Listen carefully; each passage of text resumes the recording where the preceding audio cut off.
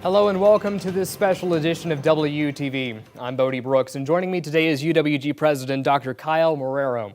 It was just announced that Dr. Marrero is leaving UWG at the end of March to become the 14th president of Georgia Southern University. He will begin that new journey on April 1st, and we wanted to sit down with him and talk a little bit about his accomplishments and the legacy that he leaves behind here at UWG. Dr. Marrero, thank you so much for being here, and congratulations on this new endeavor. Thanks, Bode. My pleasure. Atlantis News starts now. Good evening at 5 o'clock. I'm Bode Brooks, live in the WSB 24-hour news center. Both Democrats and Republicans say it's possible that the partial government shutdown stretches into the new year. Discussing the standoff over President Trump's push for a border wall, Senate Democrat Chris Coons on CBS Face the Nation said the administration has not spent $1.3 billion appropriated for border security this year. There is frankly no path toward... I'm WTV's Bode Brooks. Today we go inside the Georgia State Capitol to talk to Georgia's new majority leader. A lot has been teased as part of the 2019 legislative session. In fact, just as I came in, y'all gave me a sheet pinpointing some of the big things y'all really want to hit. But, you know, what are some things that we should be expecting this year in your own words? Anytime that any session we're going in, you know, education is going to be our number one focus. Noonan Strong! Noonan Strong! Noonan Strong! Noonan Strong! Protesters packed Noonan streets by the hundreds as neo-Nazis held a planned rally at Greenville Street Park. Roughly 36 members of the National Socialist Movement attended the gathering, being met by massive barriers and lines of police in riot gear, separating the hundreds of screaming counter-protesters only a few yards away. What this protester had to say, he arranged to fly high above Noonan. I just wanted to send a message, and I figured nobody could mess with the plane up there. The city of Noonan prepared for the worst. Assistant City Manager Haskell Craver confirming to me at least 700 officers on the ground from more than 40 different agencies. A handful of arrests have been made, but for the most part, the event has remained peaceful from the ground to the sky. Reporting from Noonan, Georgia for WUTV, I'm Bode Brooks. The city of Carrollton is remembering one of the heroes of the civil rights movement. The Carrollton City Council unanimously approved a monument of Dr. Martin Luther King Jr. to be built in Courthouse Park in downtown Carrollton. The statue is expected to be unveiled in 2020. The City of Temple's special election in March is now being called off. The reason for the cancellation? There's only one candidate on the ballot.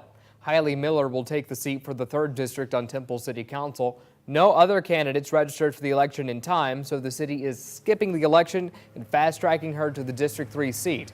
Hazel Miller was officially sworn in on February 4th. Congressman Drew Ferguson has represented Carrollton and much of West Georgia in Congress since 2016, but this is the first time the congressman has had to deal with controversy quite like this.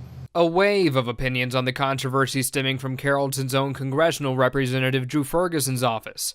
Staff have since removed an inflammatory book on display open to the following text, which enraged members of the American Federation of Government Employees who noticed it while waiting in Ferguson's office on February 11th. I love history.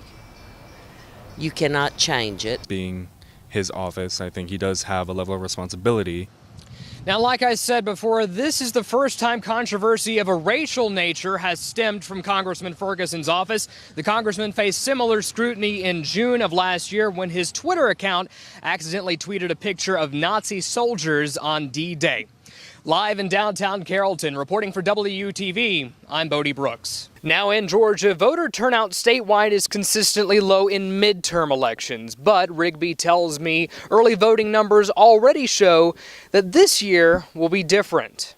Looks like with the interest and the activity we've seen that we'll have quite a large turnout, like I said, equivalent to a presidential election. Kemp, who as Secretary of State oversees the elections, was sued by numerous civil rights groups over the exact match law, which requires voter registration applications to precisely match state records. It's a policy where even bad handwriting on an application can put your registration status in limbo. However, the final call isn't made at the state level, but right here at your local county election office. We call the voters by phone and ask them how to spell their names if we have a problem. Breaking news from the WSB 24-hour news desk. A manhunt is underway right now in Gwinnett County. Police there searching for suspects in an officer-involved shooting. We last reported that officer was in critical condition. But as of this hour, WSB has learned that Officer Antoine Toney has died.